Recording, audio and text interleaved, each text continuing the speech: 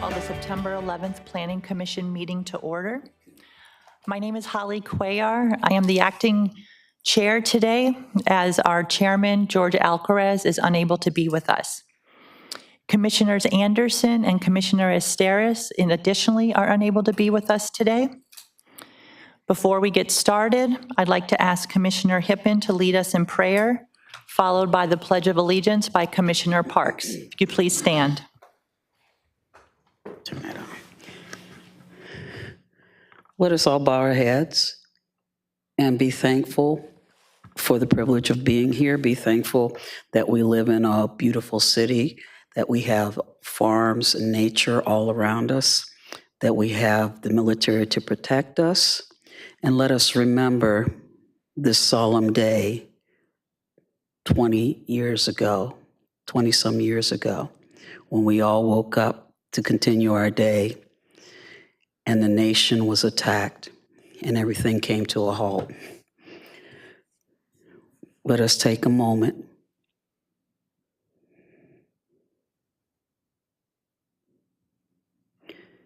and let us remember to be thankful for all that we have. Count your blessings and you will see that you are rich. Amen.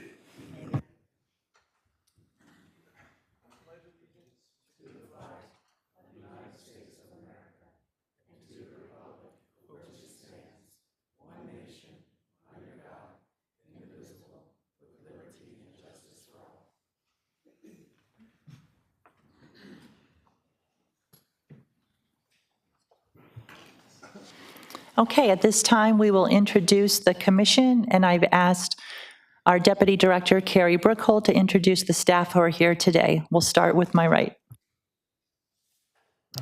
Tori Eisenberg, Deputy City Attorney of Land Use.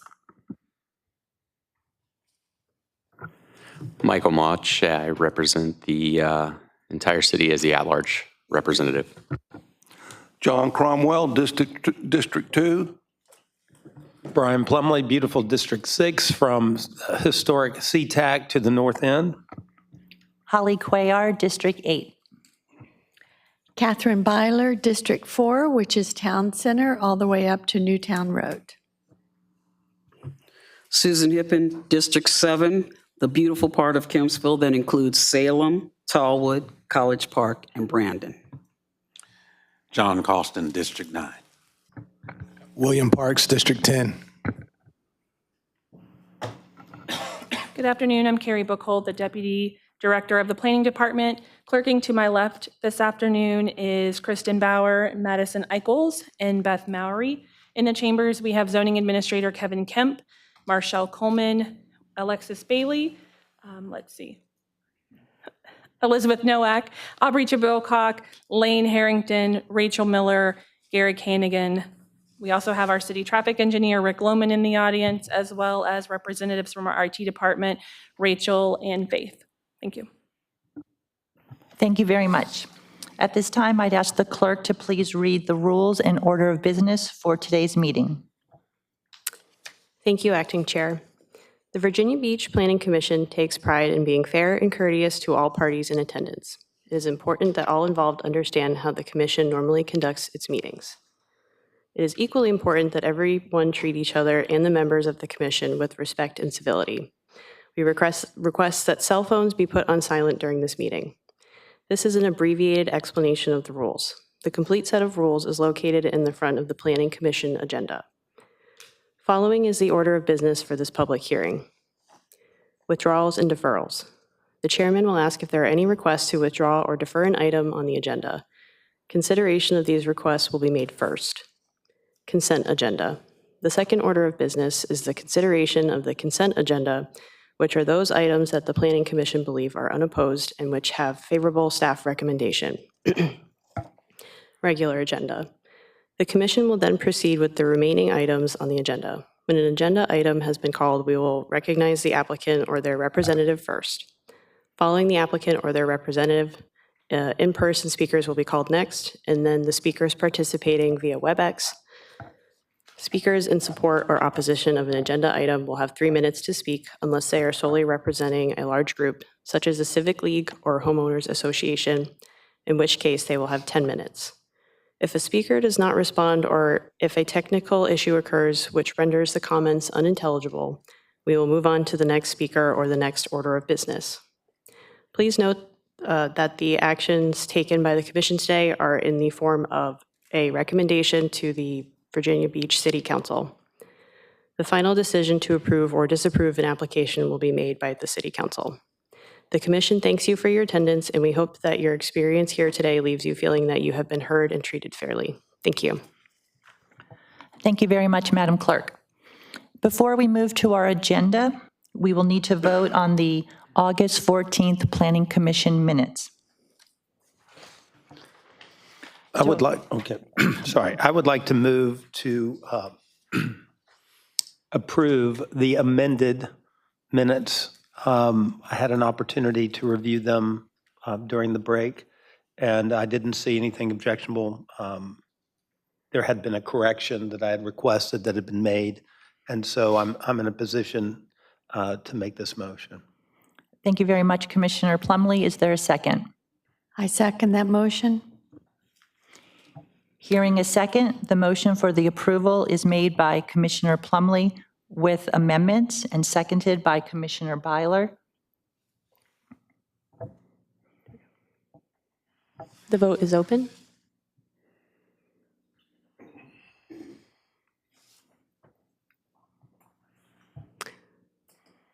By a recorded vote of 8-0, the formal hearing minutes for August 14th, 2024 have been approved.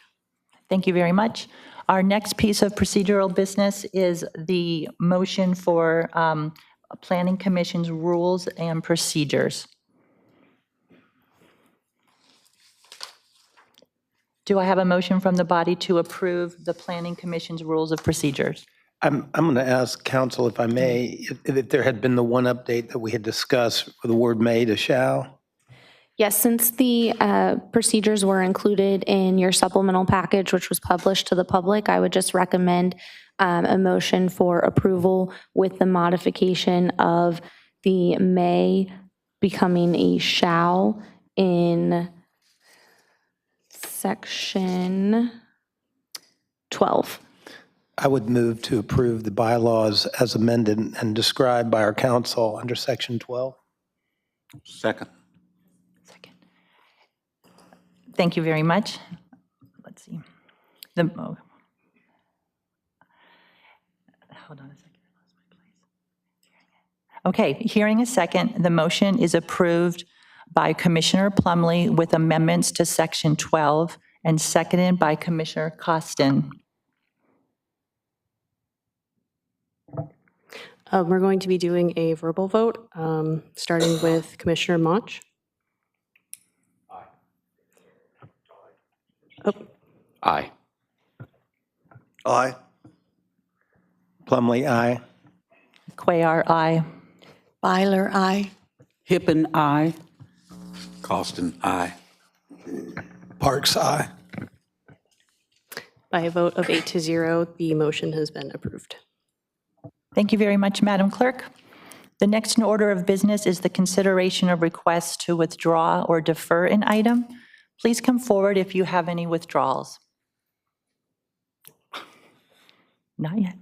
Okay, not seeing any withdrawals. Are there any deferrals? Please come forward. There had been a request made during the informal to defer item 2, which is the local road safety action plan for consideration after the public comment of 30 days, which began on September 6th. And so I'm going to make that motion to defer that specific item, item 2. Thank you very much. Is there any further discussion on this item? Is there any objection to the deferral? I will need a second. Second. Having a motion from Commissioner Plumlee to defer agenda item number 2 with a second by Commissioner Parks. The vote is open. The vote is open. Did we, just for being consistent with the way we do things, I wanted to make sure we have allow time for discussion in Pardon between, me, if we don't yes. mind. I don't have any, but I just want to make sure moving forward. Yeah, no, thank you very much. I'm getting through my, my routine here today, so thank you, Commissioner Mouch.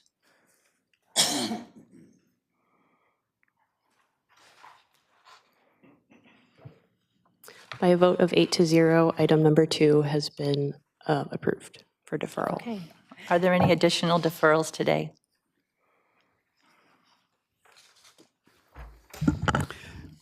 Madam Chair, for the record, Eddie Burdon, Virginia Beach Attorney representing Shadow Lawn North LLC.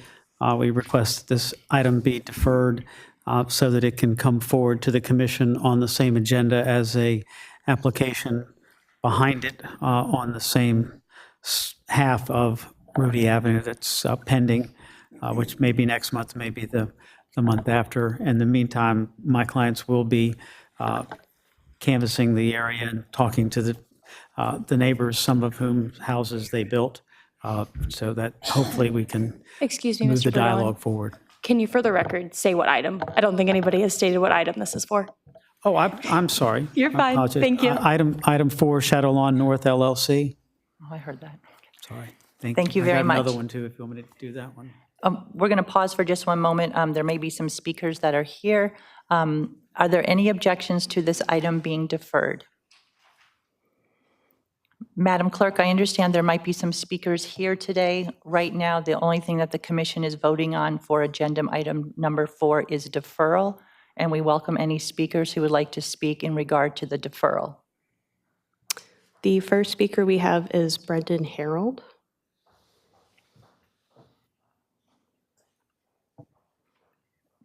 Pardon me, was that Mr. Harold? Is he here today? Okay. Are there any other speakers? Yes. Okay, thank you. We have Allison Keslin next. I oppose the project. I don't oppose. Excuse me, ma'am, if you could please come forward. And we would ask that you state your name for the record. And also, I understand you will have your comments today, but right now we are voting on the deferral. And then if you do have any, if you'd like to come back when it is on the regular agenda, I just want you to be aware of the process. My name is Allison Keslin. Thank you for explaining that. I oppose the project. I do not oppose the deferral. Thank you very much for being here today.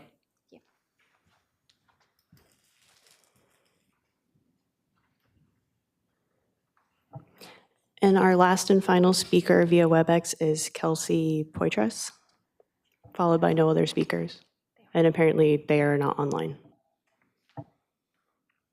Just for clarification, the WebEx speaker is not online? Correct.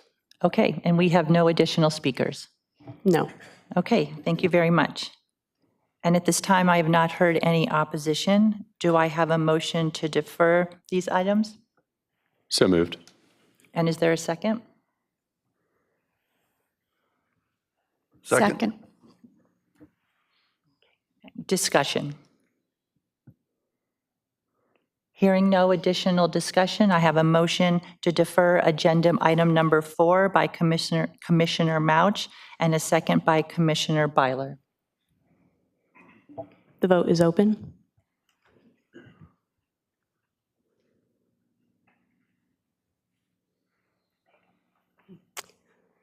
By a vote of 8-0, the motion has been approved to defer item number 4. Thank you very much. I believe we have one more additional deferral.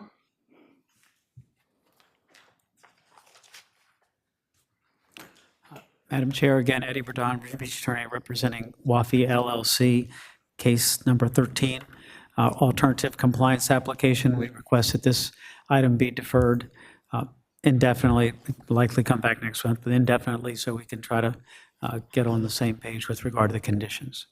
Thank you very much. Thank you. Are there any objections to this item being deferred? Do I have a motion? Prior to motion, I wouldn't mind just putting on the record, I must abstain from any voting on this matter. Thank you. For reasons set forth in a letter with the city attorney's office. So moved. Second. I'm sorry, who was the second? Costin. Costin, thank you. I have a motion then from Commissioner Parks, I'm sorry, Commissioner Mouch, with a second by Commissioner Costin to indefinitely defer agenda item number 19. And for the record, Commissioner Plumley is abstaining on this vote. Is there any further discussion? Agenda item Addition 13. number 13. The vote is open.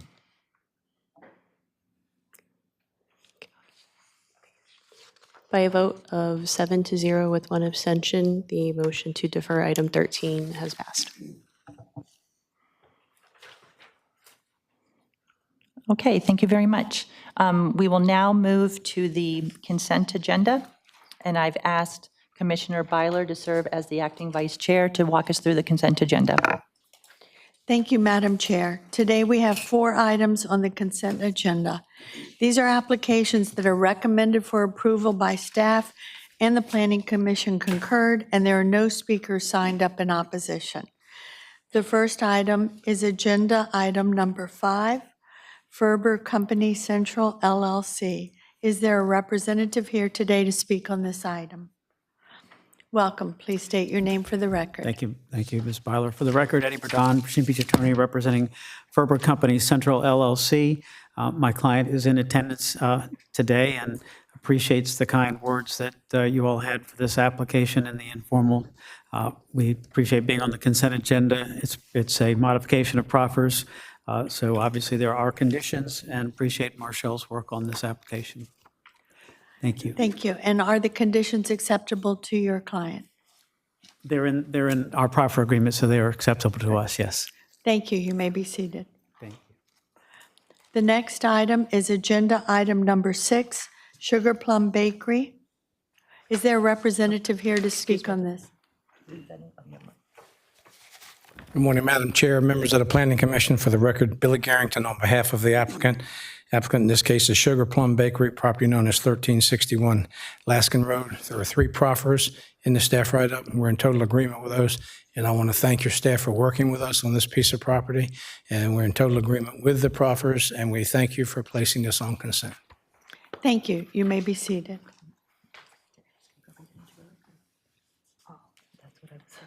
Lost my place. It's okay. Shall I go back and do? Well, let's do this one first. Okay. And on this item, we've asked Commissioner Plumley to please read it into the record. Thank you very much. This is an application for modification of proffer at 1361 Laskin Road for Sugar Plum Bakery Incorporated being the applicant.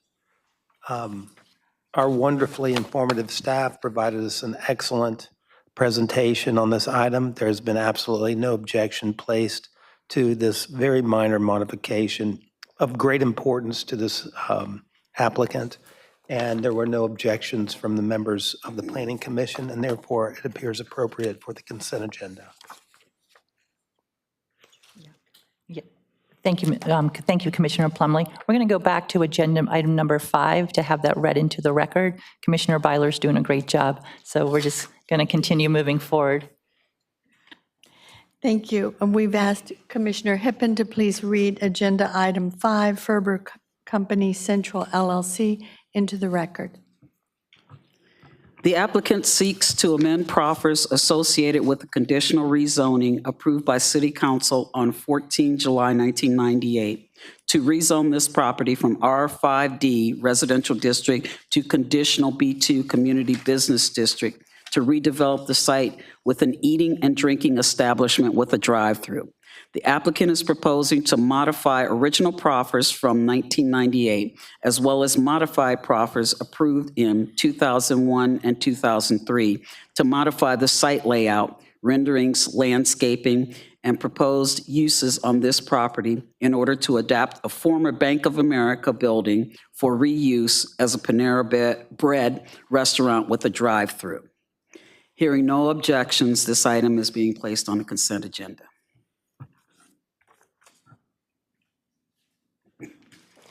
Thank you, Commissioner Hippen.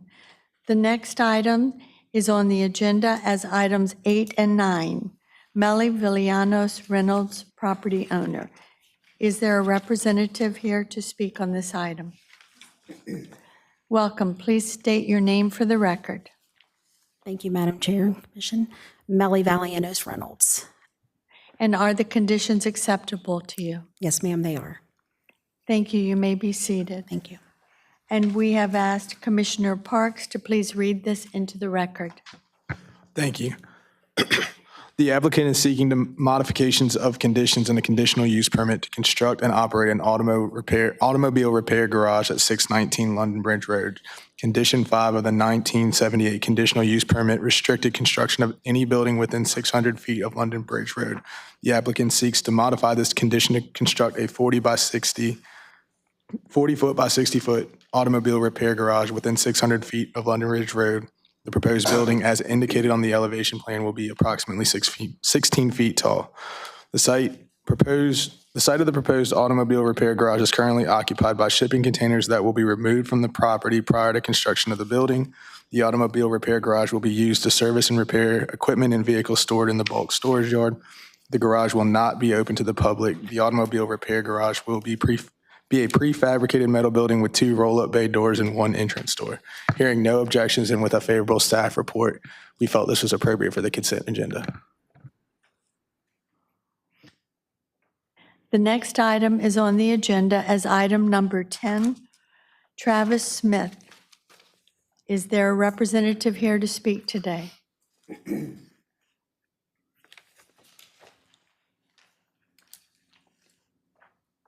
Welcome. Please state your name for the record. Good afternoon. I'm Travis Smith. Thank you for being here. Are the conditions acceptable to you? Yes, ma'am. Thank you. You may be seated. Thanks.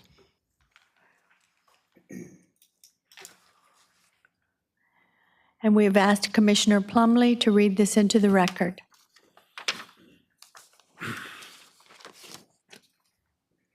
I'm sorry. I wasn't prepared for this one. I thought that was Mr. Mosh, but I could be wrong.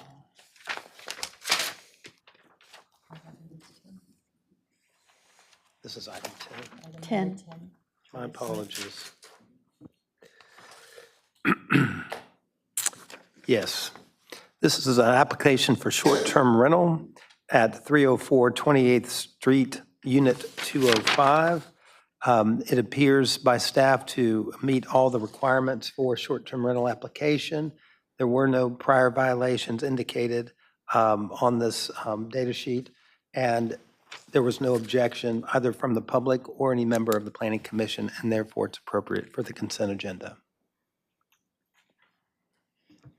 Madam Chair, that was the last item on the consent agenda. The Planning Commission places the following applications on the consent agenda. Agenda items 5, 6, 8, and 9, and 10. Thank you very much. Do I have a motion to approve the consent agenda as read by Commissioner Byler? So moved. Second. Hearing a second, are there any planning commissioners abstaining on any items on the consent agenda? The motion for approval is made by Commissioner Hippen, seconded by Commissioner Plumley. The vote is now open.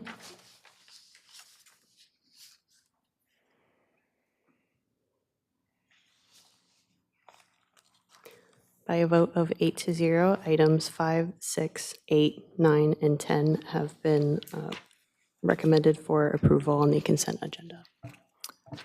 If you had an application that was on the consent agenda today, your request will now be scheduled for an upcoming City Council meeting. Staff will contact you about the date. For those applicants on the consent agenda, thank you for participating today. You are welcome to join us for the remainder of the meeting, either virtually or in person, but certainly you are free to leave as well. Our next order of business will be the regular agenda. Madam Clerk, we're ready for the first item on the regular agenda. The first item is item number 1, City of Virginia Beach.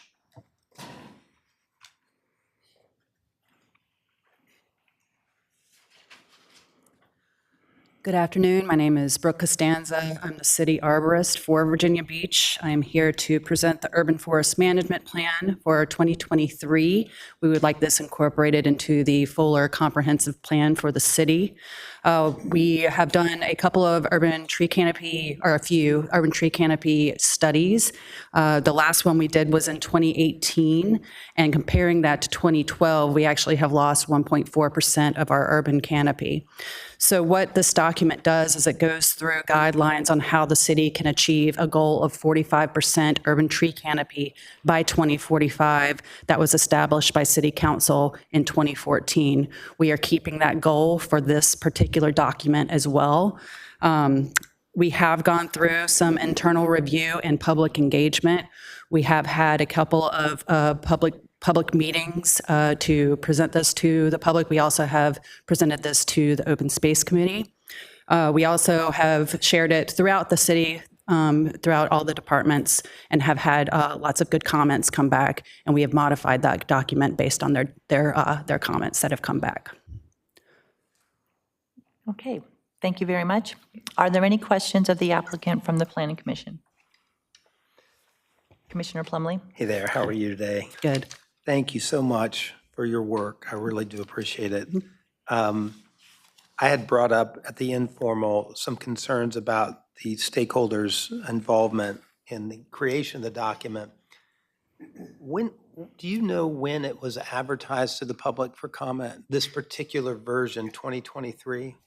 Yes, we advertised that in November last year. November of last year? Correct. And were the meetings with the stakeholders, were those also held last year? Yes. Internally, they were done at the end of summer of last year. For the public, it was done in the fall. So October, November. November is when we actually had the public meetings.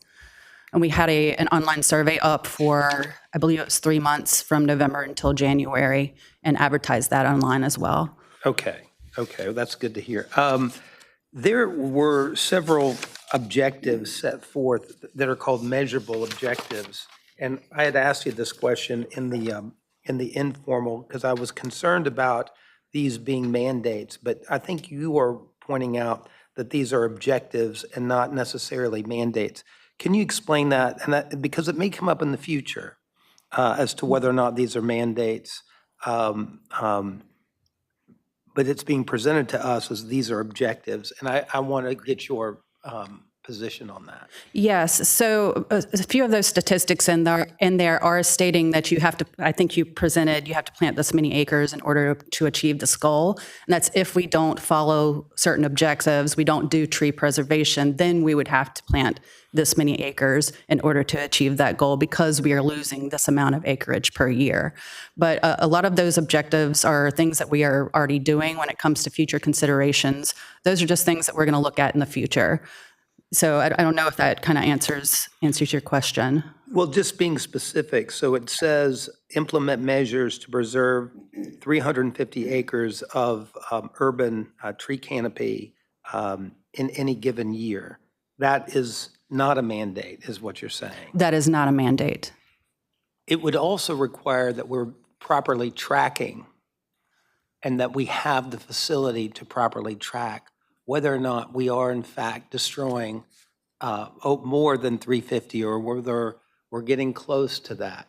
What are the tracking measures that are going to be put in place so that we know on a, because this is sort of real time, right? So we're getting these applications coming in and we need to take out 10 acres of trees in order to construct something that's being requested. How will we be able to know where we are on our goal of 350 acres?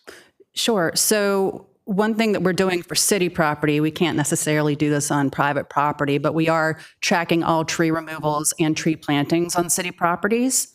Another thing that we're doing, we just had a flyover to measure the tree canopy in Virginia Beach. It's called LiDAR. It's basically a laser that comes through, measures the elevation of basically everything. Then you compare it to a heat tracking map. So we're doing that we did it 6 years ago. We're doing it again now. So we're doing that every so often so we can track the percentage over time on private and public lands. And we also have request for a strategy to have 1,000 acres of tree preservation and/or planting each year for the next 13 years. That's also part of the objectives. Would that also fall under the same sort of tracking method that you just described? Yes, we track all of our tree planting, tree preservation as well, but all of our tree planting is tracked on a map called VB Trees that we created in-house with our GIS team. Where I would be hard pressed to know where we would be in our immediate process of considering applications, if we're doing this on an every 5 or 6 year basis where we do a heat map or the LiDAR project, which I think are expensive, and take some time to perform. How are we going to make real-time decisions knowing where we're coming out on the preservation or the destruction side with regards to this objective? So you're saying because of the large time frame between those studies, it's hard to make a decision, a policy decision, or a decision on your behalf, right? It's a hard question, right? Because a lot of that tree removal is done on private property, which is something that we can't necessarily track. So I would say we have a public access map, so you can actually track the tree removals versus tree plantings, and that actually counts it per year, or even you can do a 6-month time frame, and it'll show you how many removals versus plantings we've had on city property. When it comes to private property, we do not have that kind of control. So that's what worries me about having these goals set, these objectives in this fashion, because we're putting it up against measures. Let's think about this. It's 2023. We're already into the 2014 plan, quite a distance. Or no, I'm sorry, this is a 2024. It's the 2023 document being updated in 2024 that was actually the 2022 document. But we're doing it for 2014. And if it were going to be another 5 years down the road before we know citywide where we are in our accounting of trees, and as you say, we can't track that on private property, the usefulness becomes problematic in my view. For that, and that's just an opinion on my part. And one other question, one subject question was, I believe in the 2023 version, I still have the 2022 in front of me because I couldn't get printed out in time, the 2023. There is a proposal to have sort of a tree bank, for lack of a better phrase, in farm regions of our city for tree plantings to offset impacts of development. Can you describe that? So I believe that was in the future considerations. So the future considerations are more ideas that were taken from maybe other localities that are something to think about in the future instead of something that we want to implement right now. This is something that, that would be something that we'd have to talk to a lot of different stakeholders about. These are just ideas that are included in the document so that we can talk about them later. So it was for the purpose, because it was listed along those objective measurables, or what is it? Measurable objectives, sorry. It was listed among those in the 2023. I did catch it online. Has there been any discussion about incentivizing private landowners throughout the city to plant trees? And, there were discussions of tax credit and tax incentives. Correct. Had there ever been any discussion among the public in general that if you're a landowner and you'd like to improve your property with a tree, that there could be some credit given for that effort? I have heard that somebody did bring it before. I'm not sure if it was city council that they did bring an easement idea before city council, where if you have a certain canopy of tree on your private property, then you would get some kind of tax break of some sort, the property tax, I'm assuming.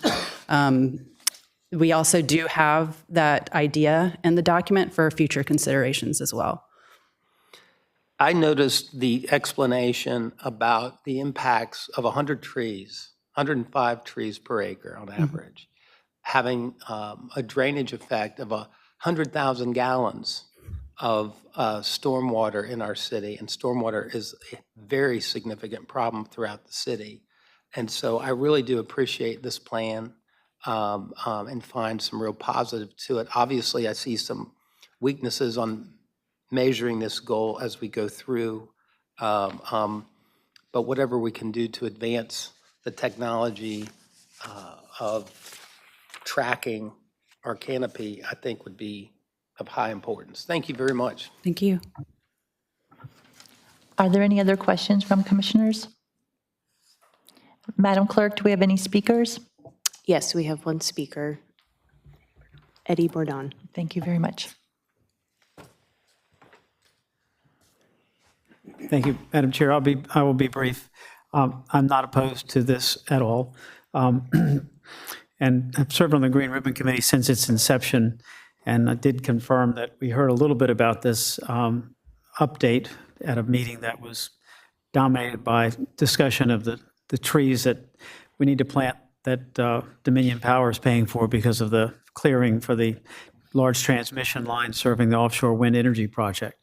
This didn't get a lot of my focus.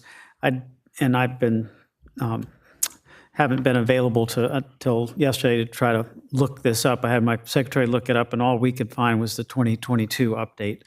I'm, again, not opposed to this at all, and as Billy Allmans, who's here in our committee, has been very supportive of some of the ideas, many of the ideas in here, and most importantly, to follow on Mr. Plumley's comments, at the state level, we've been attempting, and we may soon get stormwater credit for trees, which is a financial incentive. And on the Green Ribbon Committee, it's been my advocacy, and I'm pretty much everyone agrees that we need to incentivize this, not so much tell people what they can and can't do with their trees, because then the trees will be gone pretty fast when you start going down that road.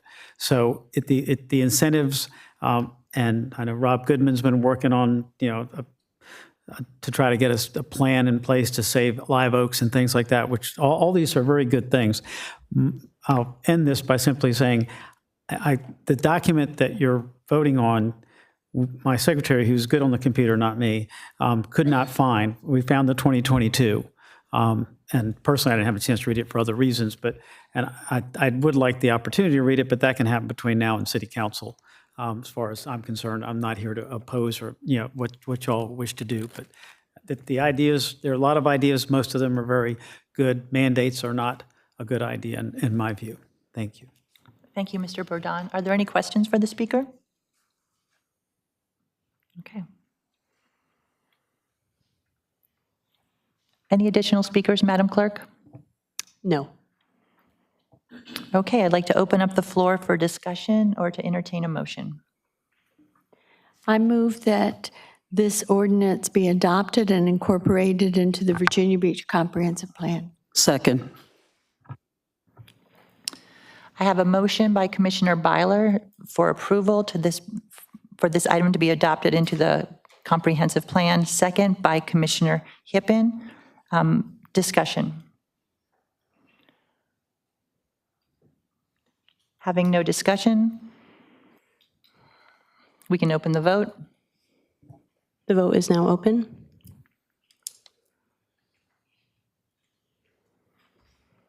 Item number 1 has been recommended for approval by a vote of 7 to 1.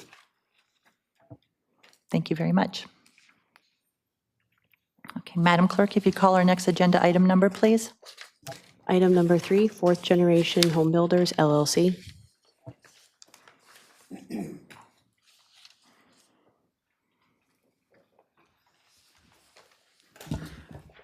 Madam Chair, for the record, Eddie Bourdon, Virginia Beach Attorney representing Fourth Generation. Mr. John Oliveri, one of the principals of my client, is here. Madam Clerk, are there any speakers at all on this application? Not at this time, no. Yeah. All right. So we're not aware of there having been any speakers in opposition or anyone in opposition. I know the commercial center directly to the west, there's no opposition from them. My clients have gone to the townhome condominium to the south and spoken with their management company, and they're well aware, and the residents are well aware of the application and don't have any opposition to it. The one thing that a couple of things I'll mention, and on the plan, as has been requested by some of the commission members, we will also include a mulch trail from existing sidewalks that are on, in the case of the southernmost, on two sides of the BMP. We'll put a mulch trail around to connect the sidewalks along the southern side of the BMP. And at the eastern end, we'll do the same around that BMP as well. But as was referenced in the informal meeting, this property is very close to Mount Trashmore Park, which is, I think, one of the largest in the city, certainly well utilized with lots of amenities. And it's a great location for this project. The landscaping on here is significant. I don't know if it's been really recognized, but there are evergreens that are being planted along the entirety of the western, southern, and southeastern boundary of the property that most particularly will obscure the wall that is the outer boundary of the self-storage facility from the 1980s. The discussion about connectivity, the townhome community to the south, which was developed over 40 years ago, I believe, is a old style RT25 with public streets, and this is a condominium with private streets. We haven't had any rezonings to do the old style where everybody's townhouse is on its own little lot. Those have not worked out well historically. We don't have all the townhomes that have been developed in Virginia Beach over the course of pretty much the last 40 years that involved a rezoning, to my personal knowledge, have all been condominiums. None have been the subdivided townhome lots. Now, there may have been some R2.5 zoning and the PDH zoning that existed from the 70s or before, that developed later, but as far as rezonings are concerned, townhomes, we have not been rezoning properties to create individual townhome lots, because we've had difficulty, and I'm not going to name communities, but the city's had difficulty as a whole with how they're maintained, whereas the condominium ownership has worked out much better. And the condominium associations, they have to maintain all these common areas. And those have to be paid for by the unit owners. And in smaller condominiums and smaller homeowners associations in single-family situations, maintaining the open spaces and BMPs and amenities gets to be expensive, and in many cases has not worked out very well. So I think it's most important that these types of developments, infill developments especially, be in close proximity to what has worked out the best, and that is larger regional parks that the city maintains that get a lot of utilization, rather than small parks that get very little utilization and become a burden to the homeowners. This is not a commercial development. This is a residential development. I am not the commercial, I don't remember the name of that I heard this morning of this plan. Candidly, I don't know that I've ever read it or seen it, but it only deals with commercial property. It doesn't deal with residential property. And this is an excellent location, an excellent infill, and it's something we very much need.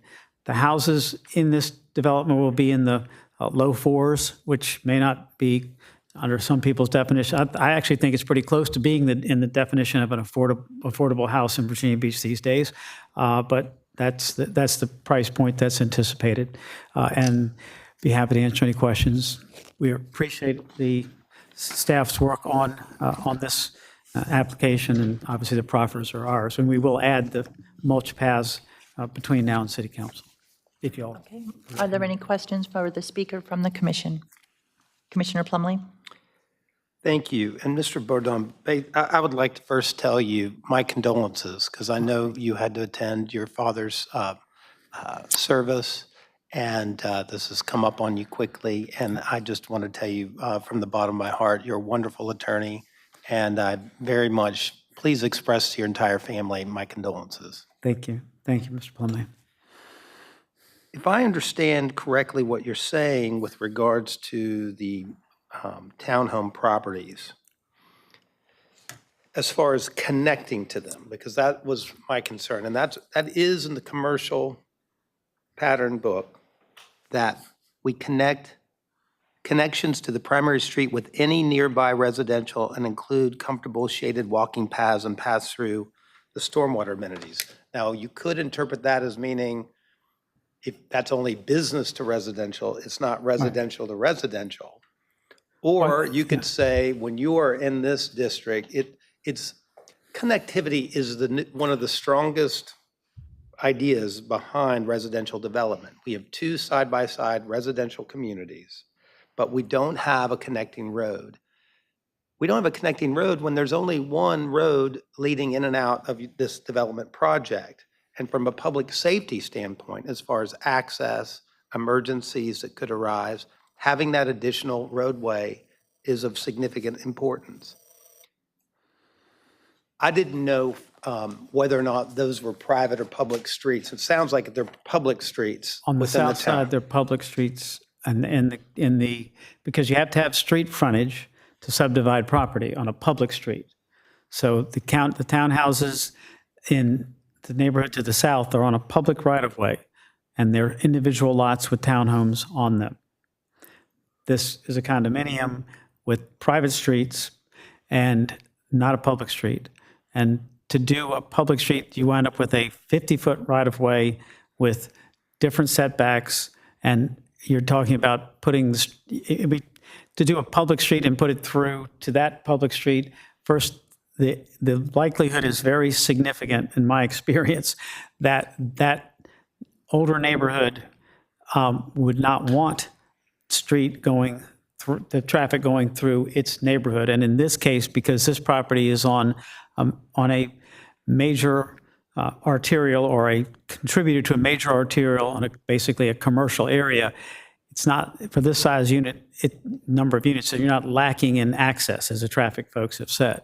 So trying to put, and it's also close to, again, a major road with commercial on either side, so there's fire apparatus available that the fire department won't have a problem serving this piece of property in any fashion. So the only access that might be relevant in my experience would be a a walkway going through, but to try to put it, you can't have a private street and a public street and public traffic going across a private street. And that's what's going to, it's just that we've done this isn't the first time this has happened, not by a long shot.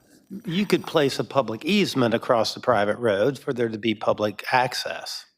The city would have to come in and maintain it, and we'd have to meet set public street with dedication the whole 9 yards. I believe you were going to, or I'd heard that there was going to be an offer with regards to amenities on the site that were in addition to what's on the current plan. Is that accurate or not? I'm sorry, you heard, like something around the BMP area, some sort of improvement? Oh, yes. I mentioned we're going to add a mulch path. If you look at the plan, there's sidewalks. The southern one, you've got sidewalks on the north and west side, and then we would connect a mulch path along the south side, running up to the end of the sidewalk that extends over behind the first of the storage buildings. And then on the far eastern end or northeastern end, we would go around. It's basically triangular. We'd put two sides on that with a mulch walkway to connect to the sidewalk that runs along the west side. So we'd have the ability for folks who want to walk their dogs. The units that back up to the commercial on the west side have a backyard. The other units that have the two-car garage rear loading, the elevations, you look at the nice elevations, they face the public street, and then the back of them, there is no backyard. So those are the folks that would have the more likelihood to utilize the green space to take a walk, take most of the time, walk your dogs, things of that nature. But all that landscaping around the property are all maintained by the homeowner association as well as the BMP, the two BMPs. And so those are all costs and expenses that they have to bear as a part of their monthly fee, the owners of the homes, which again have an effect on affordability. So trying to do it in a reasonable manner, and obviously the public sidewalk along Commuter Drive is all that's we put that in, but that's maintained. It's in the public right of way. It's maintained by the city. Thank you. Pardon me, Commissioner Mouch? Thank you. I'm glad you brought up the commercial pattern book, and because there's so many different things that go that are involved in us making a decision, and we spoke about it earlier. It is my opinion that with this conditional rezoning, I feel like we're pulling it out of that commercial pattern book. That's where my headspace is at, and that it would be putting it now into the zoning that it would be in. So I would think that this would be more under the residential, with an understanding that this area should have connectivity. And is that assumption of staff, is that assumption correct, that we're kind of pulling it out of the commercial area and putting it into a residential? My review of the commercial area pattern book, this property is just outside of one of the study areas. It's not included in the Holland and Independent study area. Okay. All right. And I think it's a very creative use of a small space that looks very similar to the surrounding neighborhoods. So, Are there any additional questions for the speaker? Thank you very much. I'd like to open up the floor now for discussion or to entertain a motion. I make a motion that the application be approved. Second. The motion has been recommended for approval by Commissioner Byler, seconded by Commissioner Hippen. Is there any further discussion on this item? I would Yes, like to Commissioner address Plumley. The confusion over the pattern book and the locations, I think, is significant in the way that we use our comp plan. And it needs tremendous clarity to become of any value in our process of evaluation. And I think this is an example of it. But more than that, I really want housing. I really want housing, okay? I don't want to be the guy pushing developers out that are bringing housing, particularly to an area like this. But I look around and I say, what are these folks going to look at when they go into their houses and they look out and they see a mini warehouse with cinder block? I mean, there's not even a pretty mural on any of it, you know? On the other side, they have the Silver Leaf parking lot for the Hampton Roads Transit operation that's defunct currently. They're surrounded by highways, basically, and it's going to be bigger. We've got the Holland Road Capital Improvement Project coming to expand right in that area. So there's going to be more traffic, and they're sort of surrounded, you know, encapsulated here. But still, we need housing. So so that makes me go, vote for it. Because it's going to bring 25 units that can help people in our community right now. But I have concerns about the process of our evaluation and our use of our comp plan. And I have concerns about this location. Mr. Bordone is correct. He's an excellent advocate that there is a park nearby. But how do you get there? You don't get there on a bike. You don't get there on foot. Not if you have any kind of common sense. You know, so really, at least they're going to have a doggy path around the BMPs with a mulch walkway. and something of value. Let's just hope this is the igniter of some additional significant development for this shopping center location to bring redevelopment money. And so with some reluctance, I'll support it. Thank you, Mr. Plumley. Is there any further discussion? Staff will now call for the vote. The vote is open.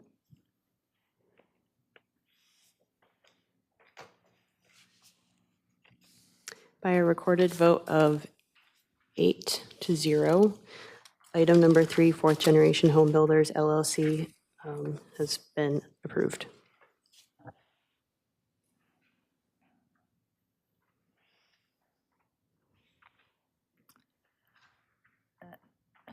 Okay, we're ready for the next agenda item. Item number 7, Catholic Diocese of Richmond.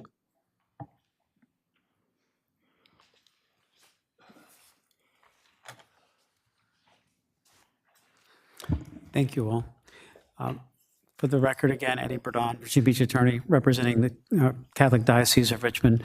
Deacon Ed Handel has come down today for the public hearing, and Billy Allman with WPL, the engineers and landscape architects involved with this project are here, or is here also, excuse me. This application has been recommended to you by the professional staff. The conditions are all acceptable to my client. The application's been reviewed by the ITA, Denver Facility Traffic Area Committee, and they've heard this, and I don't think they have any objections to it. To kind of clear up one thing, in the evaluation, and Elizabeth, who we will all miss, and she'll be busy in Norfolk with a lot of historical properties. And she and I had spoken about this.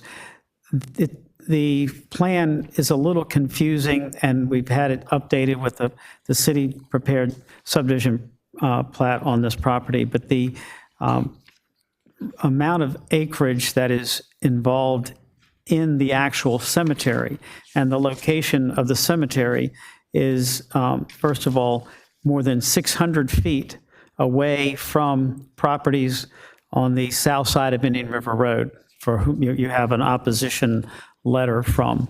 State code basically says that residential properties adjacent to cemeteries really don't have basis for objecting as long as the cemetery is more than 250 feet away if it's across a street.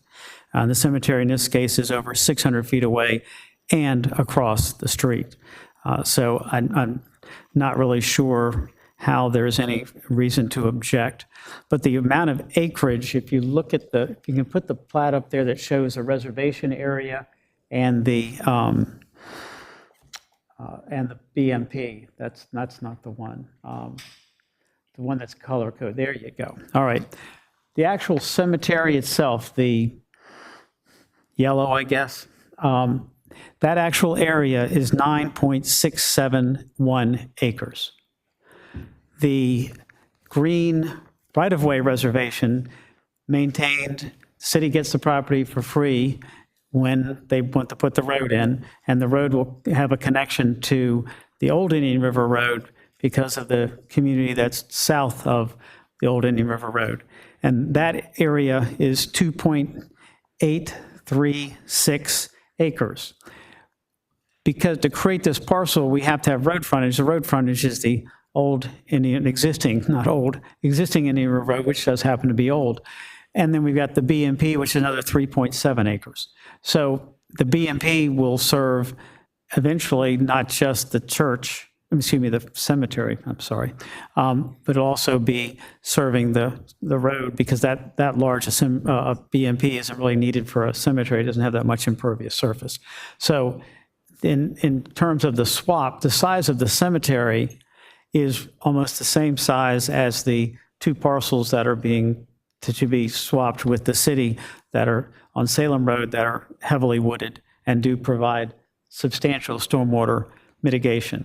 So just to clear that up, and in the write-up, the acreage figures were confusing, and it wasn't Elizabeth's fault, it was the documents themselves were hard to follow.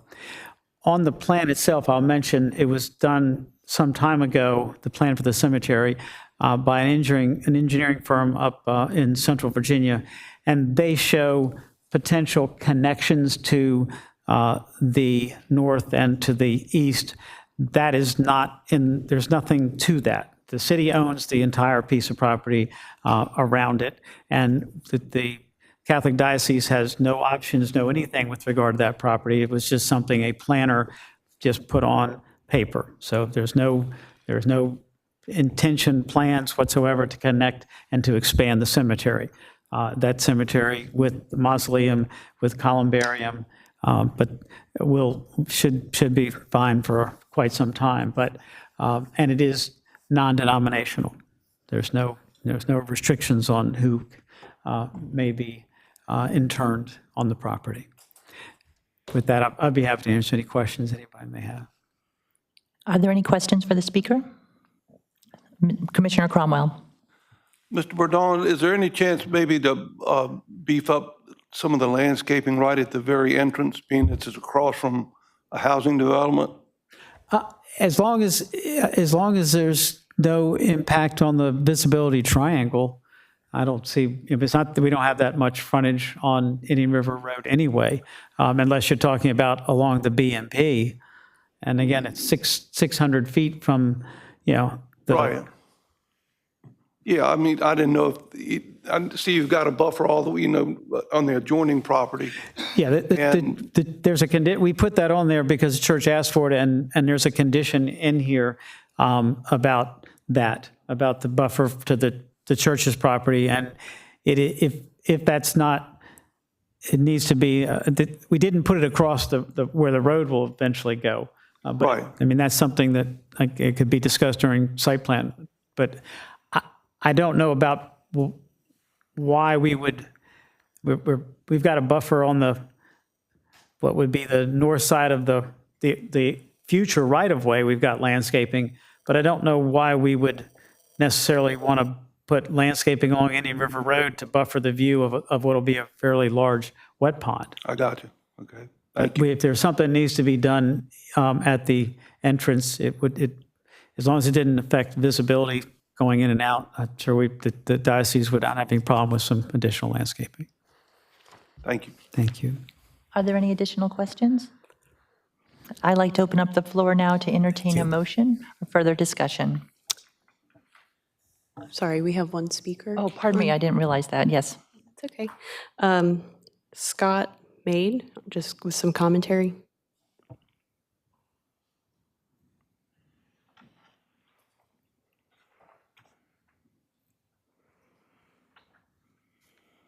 Madam Chair and everyone, thank you so much. My name is Scott Mayo, and I serve as the executive pastor at Bridge Church, which is the adjoining church right next to the cemetery.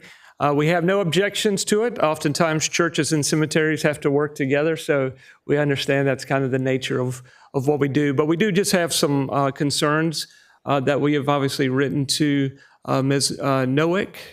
I hope I got her name right. If I didn't, I apologize.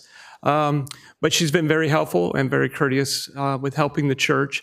So a couple of things that we are concerned about is obviously we've been on the site for approximately 12 years. And so we have a large, spacious field in the back of our church. And we, back in June of 2022, tried to actually purchase a little bit of land between our current property and where the cemetery is going to create this buffer naturally for us. And since that was not approved, so we are here now trying to make sure that we're able to still have some of our functions on the back of the property. So many times on our property, and often are activities that we use for our community, not only the church community, but it's also open to the city of Virginia Beach at large. And so we have property or events that are going on our property there that oftentimes are a little bit more livelier, if you will, than probably what is taking place on the new property there. And so we would like some a little bit a buffer, we have requested a berm, landscaping berm. And do realize and understand that that would probably take into some more engineering, soil engineering and landscaping engineering with that. And so we understand that. But we are wanting some distinct, definite, whether that's 2 or 3 layers of trees or shrubs or bushes that help kind of eliminate. And I would think that the cemetery would want that as well if we were having an event and unfortunately they were having a funeral at the same time. It would look inappropriate for that to be going on. So that is our concern there, is to ensure that the activities that we've enjoyed and open up to the city, as well as the 1,500 plus adults that attend our church and who live and serve right here in Virginia Beach, that we can continue those things. Then the final thought is our just a turn lane. I'm not sure. I think there would be a taper lane coming from east going west on Indian River Road. I'm not sure if there's a designated turn lane that goes east to allow people to turn in. And so concern there is obviously traffic, not so much the amount of cars, but the dangers. In the last 3 or 4 weeks, we've had several cars go into the ditch right in front of Bridle Path area. In fact, the latest one being yesterday. So these are some of the concerns that we have, and thank you for hearing me and giving me the opportunity to speak today. Thank you, sir. And for one moment, let me see if any commissioners have any questions for the speaker. Sure. Commissioner Plumley? Would this be an opportunity for your church members to have a cemetery that close to the place of their worship? Would it be an opportunity? It's supposed to be non-denominational, it's my Sure. understanding. Well, what we look at from a church standpoint is we look for any opportunity in regard to that. So anytime that there's something that goes on in our city, we obviously want to be a part of that. As to specific opportunity, I'd have to think more if you have something specifically that you're thinking about. But we would, we certainly try to partner with the city and our community to help out whenever we can and wherever we can. I was just thinking, in the really old days, we would worship and walk through the streets with our loved ones on the back of a cart through the middle of the city. Yeah. And celebrate their lives right there with the entire community, and then lay them to rest in a very prominent location for everybody to have access to make sure that they get a little time with the people in their life. Sure. So I didn't know if that was an opportunity for your congregation to have that, being so near as a treasure for your parishioners. Sure. Yes, if that came up, we would certainly take advantage of that opportunity. It would certainly make campfires for young adults and students a little bit more interesting to have a cemetery next to it. But nonetheless, we will certainly try to take advantage of every opportunity that comes available for us. Thank you. Are there any other questions for the speaker? Thank you very much. Thank you for your time. Appreciate it. Absolutely. Madam Clerk, do we have any other speakers signed up? There are no other speakers. Now I can ask Mr. Bourdon to come back up with an opportunity to rebut.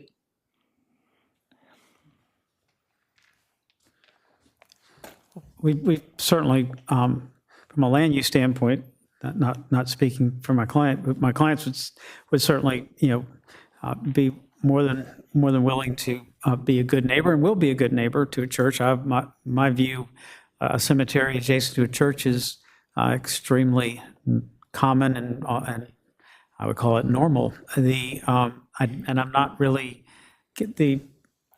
we're talking about grave sites are the only things that are in close proximity to the back of the church. The campfires and youth activities, I'm just not believing that those situations are going to be very common, that they're going to conflict with a service that's going on, right? A burial, graveside service, I would assume.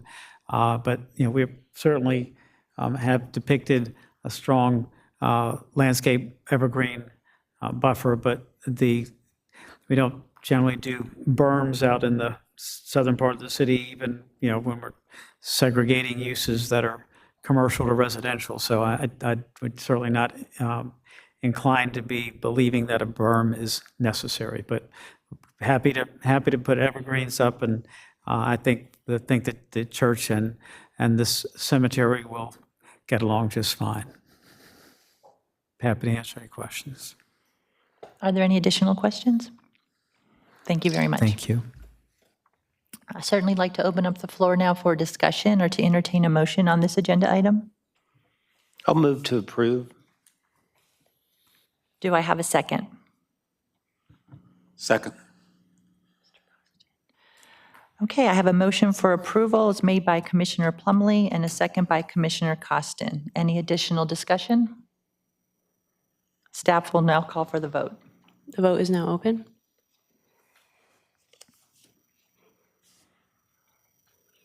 By a vote of 8-0, item number 7, Catholic Diocese of Richmond, has been approved. Thank you very much. We'll now move to our next agenda item. Item number 11, Beach Framing and Drywall LLC.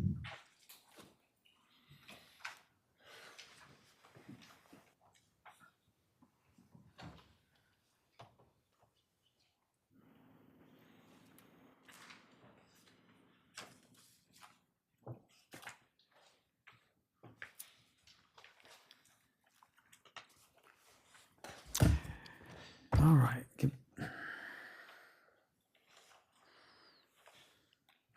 I didn't do a real good job of predicting. So, again, for the record, Eddie Burdon, Virginia Beach attorney, and I'm here now representing Beach Drywall, which Michael J. Wilson, who is the single member LLC, who's the owner of this, now the owner of this piece of property. I have handouts, if any of y'all did not receive the email that my secretary sent out late yesterday afternoon, does anyone need that information in paper form?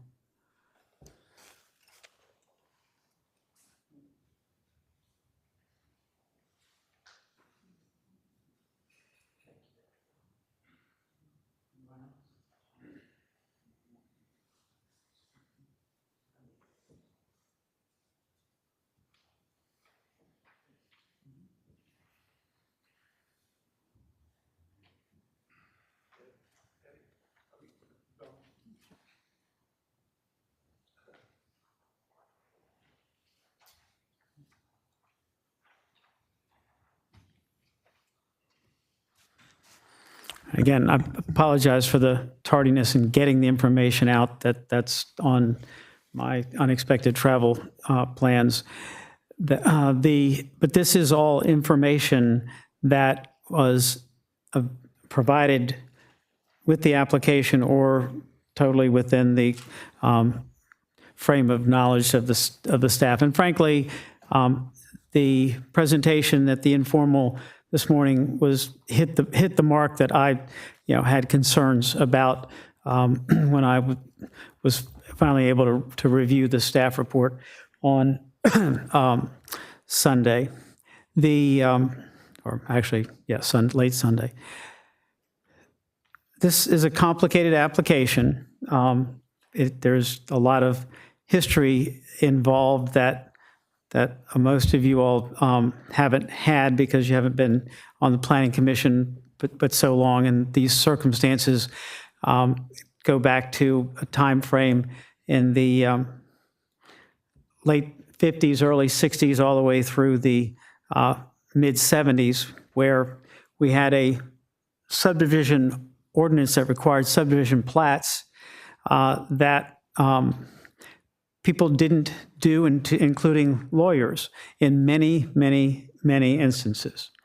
So what that's done, and most of these have been getting cleaned up over the last number of decades, is what's happened is that these properties that were subdivided by deed rather than by subdivision plat, when somebody would come in to add to their property a building on their property, or they went to sell their property, pretty much from the mid-early 80s on, they wouldn't be able to until they recorded a subdivision plat. They wouldn't be able to get a permit. They wouldn't be able to sell their property.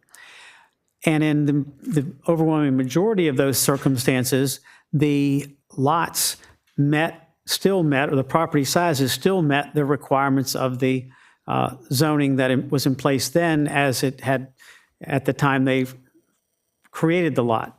But in a number of instances throughout the city, that wouldn't be the case because the zoning dimensional changes, zoning districts have changed at numerous times over the course of history, and you'll have a house on a lot that was created by deed, not by plat, and when it was discovered, the zoning had changed on the property, the dimensional requirements had changed on the property, and that resulted in the folks having to not only record a subdivision plat, but they had to come get a subdivision variance because the property didn't comply with at that time when it was discovered, didn't comply with the requirements for lot size. And again, done scores and scores of these over all the decades I've been doing this. And so this one is somewhat unique, and I do respect that, but the facts still bear out that there's a hardship here, and I believe a subdivision variance is warranted. I've provided you all with a write-up from a subdivision variance application that I represented directly across the street from this property. And this property on Gumbridge Road is in a section that is very largely rural residential. Folks down the county often refer to it as Tatum Town, little town. It's because there's lots of home sites in that area. And this property was is African-American family, the Tatums, who own this property, very, highly educated, highly motivated people, very good land, not like some circumstances where the land wasn't so well drained, et cetera. So it is an area that has had housing developing on it for some time. As is pointed out in the information I provided to you, the property, and as Aubrey just mentioned this morning, the property was zoned AU, agriculture unrestricted. In essence, it's agriculture, and you could do anything on the property. There were no dimensional requirements, no use restrictions, period, until 1968. In 1960, the elder Tatums deeded to Fred Tatum this piece of property. And in 1965, it's James and Annie Tatum.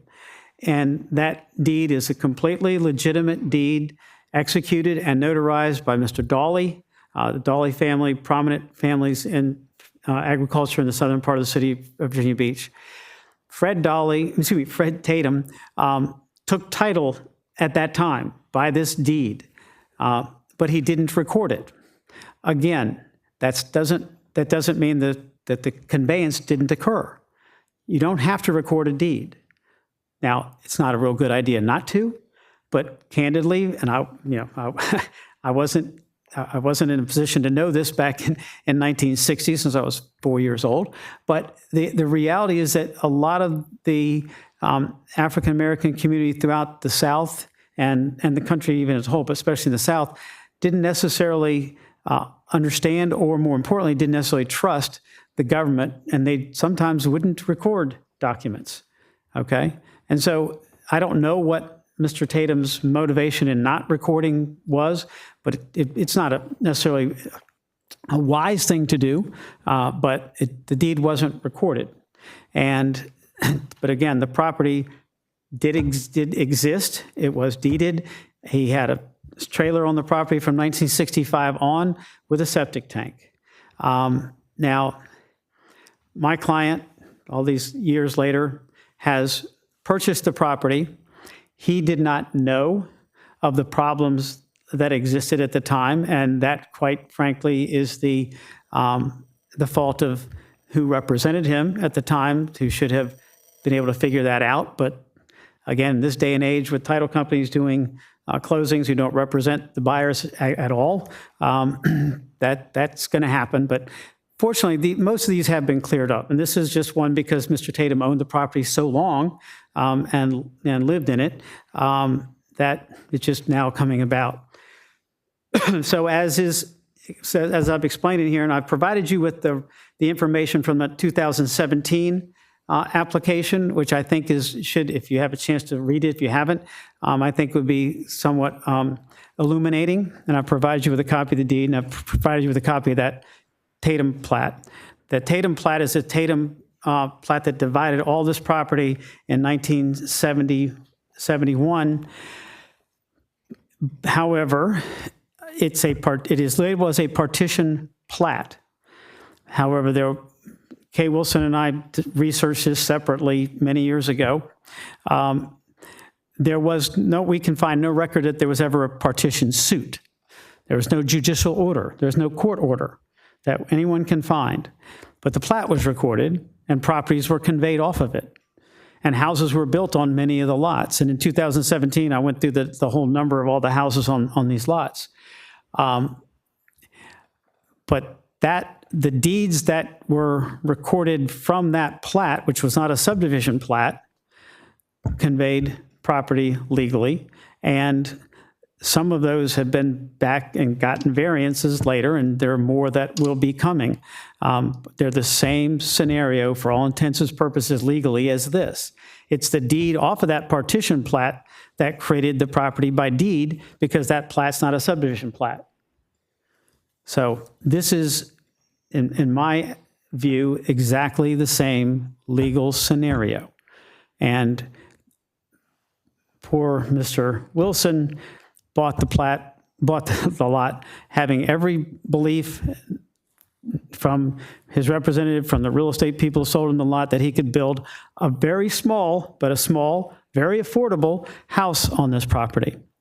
He went immediately into the health department. They gave him a permit to put a new septic system in for the old one because it was an upgrade from the old one, and he has done that.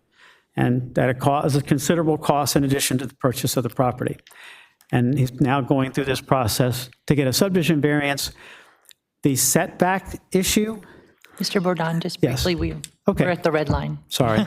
I'm sorry. I could talk a lot about this, but I'll be happy to answer any questions if any of you have any questions about anything. Absolutely. Commissioner Plumlee?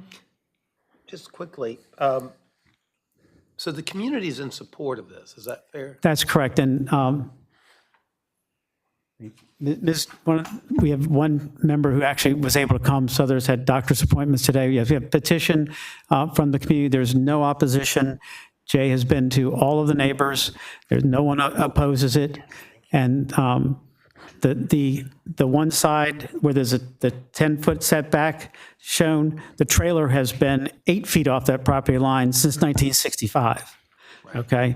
The other side where there's a 20-foot setback supposed to be, the house is 23 feet off. It's just a porch that's not. The house itself is 48 feet. Now the setback is 50 in the front. The house is 48 feet from the road, but we're dedicating another 8 feet. And now their little stoop is technically and I've done BZA variances, they approve stoops in the setback all the time. Okay. Sorry. And I'm just trying, if we were to recommend to council, there's one more body you have to clear. Oh, sure, yeah. Are there any other permits out there to obtain or variances to obtain? He'll have to, well, I believe council could actually approve the setbacks that are in this application, but because staff was not in favor of it, that wasn't included. But it's my hope that we can get council to include the approval of the setbacks, but we could go to the Board of Zoning Appeals. If council approves the division of the legalization of this property, then we'd have to record a plat, and then we could go to the Board of Zoning Appeals and I'm confident that the Board of Zoning Appeals would approve the variance that would be necessary. Just to give you an opportunity, this says in the staff report, the parcel was not designed to comply with the regulations, and approval of the app would result in further complications as there is a challenging building envelope that may require zoning variances to be issued for any future dwelling. Well, the dwelling is the dwelling that's in this application. If you approve the variance, it should be conditioned upon the dwelling that is shown on the plans. I think in the conditions that are set forth, I'm sure that is exactly what the conditions dictate, is that it be this plan. And therefore, if there were any variances going forward in the future, they would be required to come back here for this body and the city council for future consideration? Only if they were, only if they were going to encroach further into the setbacks than what's shown on there, which. So if they want to build a bigger place, they have to come back. That's correct. That's exactly right. They couldn't do anything without coming back through this process to build bigger. If for some reason, which I don't anticipate at all to be the case, the Board of Zoning Appeals said, well, on the one side where the porch is encroaching into the 20-foot setback, we'd like you to remove that or something, then that would just be removed. That would not have to come back to this body. And what I'm hearing is, as for the hardship was based upon the failure of the documentation to be properly done at a time. Correct. Not created by this particular applicant. It's solely because the deed wasn't recorded. Had the deed been recorded, none of this process would have been necessary at all. Thank you. Thank you all. Madam Clerk, do we have any speakers on this agenda item? There are no speakers at this time. Well, one of the neighbors is here to speak of her being in favor of it, but I don't think that's necessary. Just want to recognize her time for coming down. As a point of clarification from our attorney, should the neighbor wish to speak, would she be able to come forward now? If she would like to speak, that's okay. Ma'am, would you like to come forward? You're here. Come on down.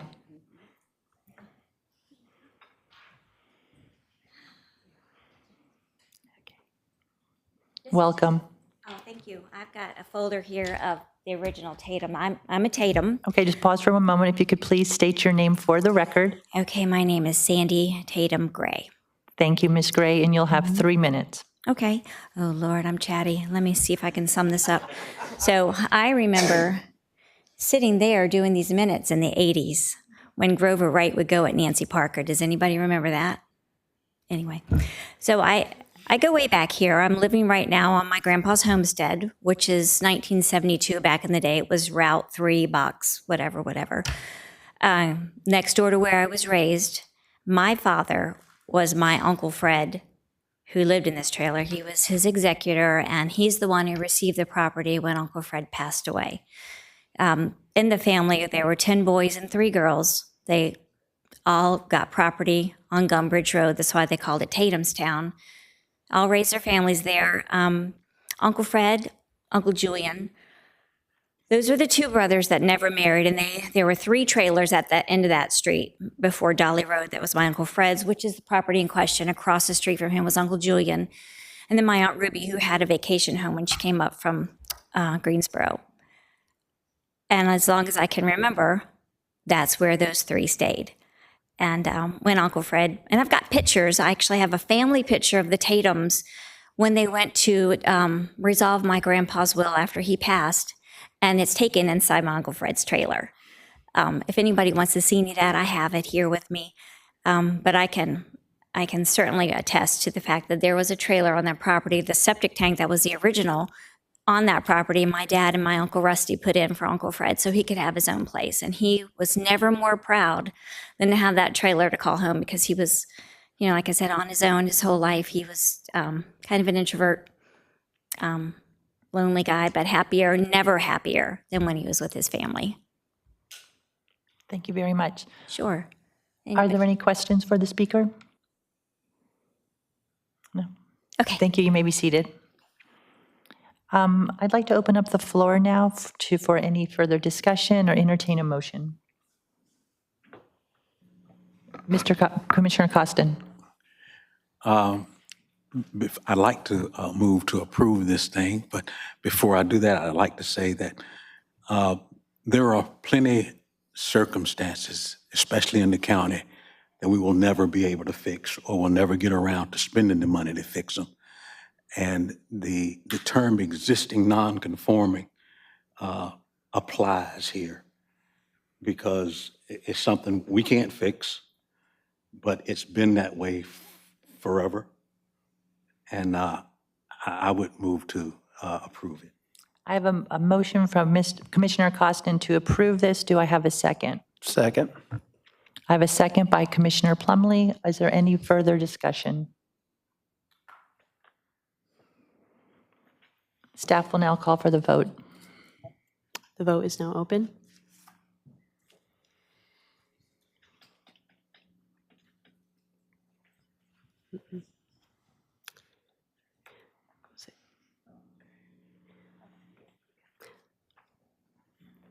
Sorry, we're experiencing technical difficulties. Commissioner Cuellar? I just need a, yeah, okay, thank you. Okay. By a recorded vote of 8-0, item number 11, Beach Framing and Drywall LLC has been approved. Thank you very much. And we have one more agenda item number. If Madam Clerk could please call that. Item number 12, Aaron C. Davenport.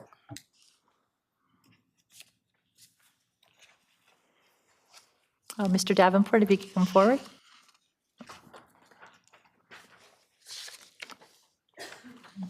Thank you, Madam Commissioner and fellow commissioners. My name is Aaron Davenport. I'm a retired Coast Guard, service-disabled Virginia vet.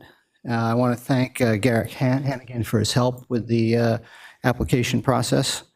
This is about, I want to share about the property. This is a historic, almost 100-year-old classic 1930s, 300-square-foot Virginia Beach bungalow with a historic maple tree between a large two-car garage, parking pads for almost 3 cars. My wife, Kendra, and I bought this during COVID and put in thousands of dollars to restore the place and to preserve this historic bungalow and many of its really unique features. And I'm proud to say today it's one of the nicest properties on the street. My family intends to keep this in the family. I have no intention to sell. A short-term rental gives the opportunity for my family, extended family, and friends to use this while it's a short-term rental. If it was long-term, we wouldn't be able to use it. As you know, it's very small. Thank you for an opportunity to speak with you about this unique property. Yeah, thank you very much for being with us today. Do I have any questions for the speaker? Commissioner Plumley. Thank you, sir, for coming down today. I'm sorry you couldn't make it last time to present on your behalf. The parking in the back is accessible through the alley on either, is it either direction or is it a one-directional alley? So actually, it is 2 ways, but I wouldn't try to pass something. Yeah. So 22.5 Street? Yes. Yeah, that's 2-way. Okay. And there's also parking in the front street, 22nd Street as well? Yes, that's public parking, but I have a oversized garage that fits 2. Actually, I have a 2500 Sierra with an 8-foot bed, and I can fit, and a king cabin, I can fit it in the garage. So it's bigger than any other garage I've seen around. And it also has a large parking pad with an apron around, so you can actually fit 3 cars. But we don't want that many people in this. That's why it's for 2 bedrooms. It's small, and we want to preserve this property. Are you, have you been in touch with your immediate neighbors and sort of surveyed their support of what you're doing? Yeah, all around me is short-term rentals, and I've got McThrift at one end of the street and some other, yeah. So yeah, there's short terms, there's one long-term next, but right across is short terms, is a bunch of short-term rentals. And there have been some violations noted earlier. We had an informal proceeding, and there were discussions about violations. Had that come up to you? Had anybody presented that to you as the owner there prior to today? No. Okay. Thank you. You're welcome. Is that it? Any other questions from the commission? No, sir. Thank you very much. Thank you, ma'am. At this time, I'm open up the floor to entertain a motion and further discussion. Move to approve. Is there a second? Second. I have a motion to approve by Commissioner Hippen, second by Commissioner Plumley. Is there any further discussion? Oh, pardon me. Commissioner Costin. Did he make the second? Oh, pardon me, let me redo. I was looking right. Okay, we have a motion for approval by Commissioner Hippen and a second by Commissioner Costin. Any further discussion? Commissioner Mouch. I think there was some conversation about the maximum number of persons per room. Just for clarity, making sure it is 3 instead of 2. That was on our sheet. Yes, it's listed correctly in the conditions. It's max 2 per bedroom. Okay, thank you.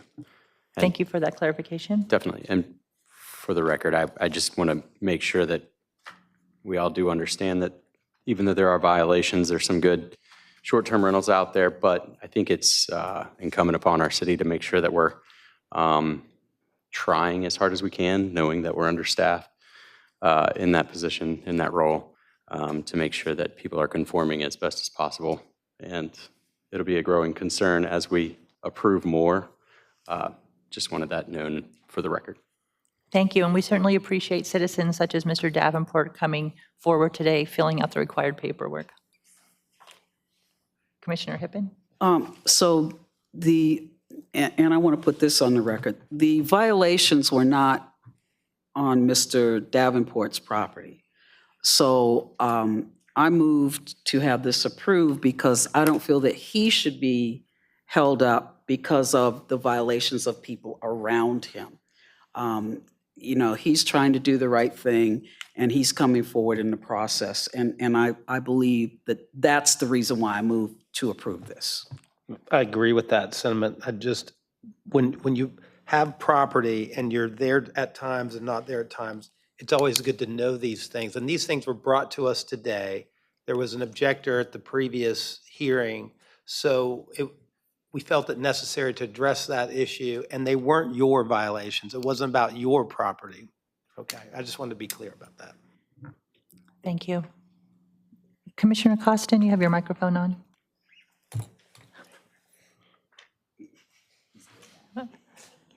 If there's no further discussion, staff will now call for the vote. Vote is now open.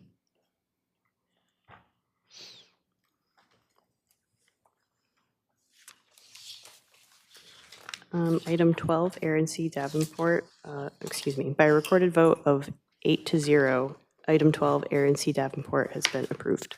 Okay, well, thank you very much. I'd like to thank everyone who participated today. I'd like to thank the staff, especially for preparing this agenda for us, for the commissioners for their work. And I certainly, on behalf of the commission, I'd like to thank Elizabeth Novak for her service to our city.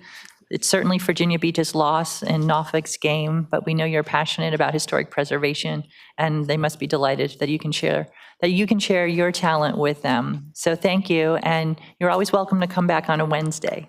So we'd love to see you again and wish you all the best in your career. Our meeting is adjourned.